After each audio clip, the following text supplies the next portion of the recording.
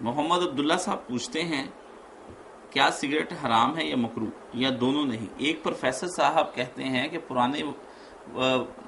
وقتوں کی عورتیں جو حقہ پیتی تھی ان کے بارے میں کوئی نہیں کہتا تھا کہ یہ حرام ہے یہ مکروہ، سگریٹ پر کیوں اعتراض کیا جاتا ہے؟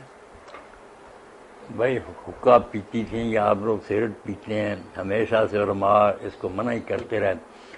احتیاطاً کہہ دیتے تھے کہ مکروہ ہے۔ وہ مکروہ بھی امام شافعی رحمۃ اللہ علیہ کہہ گئے ہم بچتے ہیں کہ حرام کا لفظ بولیں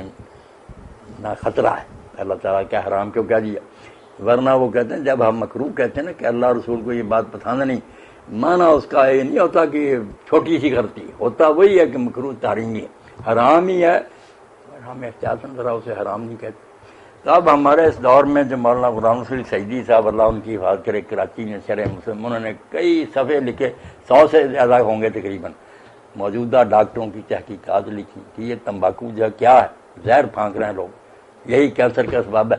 تو جب یہ آدمی سمجھ لے کہ انسان کے پاس جو جسم ہے نا، اس کی ساری قوتیں یہ اللہ کی امانت ہے، یہ ضائع کرنے کے لیے جو چیز اس کو نقصان پہنچائے نا انسانی جسم کو، بالکل حرام ہے، کسی کو حق نہیں، لا ضرر ولا ضرار فی الاسلام، بری عادت اگر پھیل گئی ہے تو اس سے جائز نہیں ہو جاتا۔ اب ہماری حکومتوں کی منافقت دیکھیں کہ اوپر لکھتے ہیں مضر صحت ہے،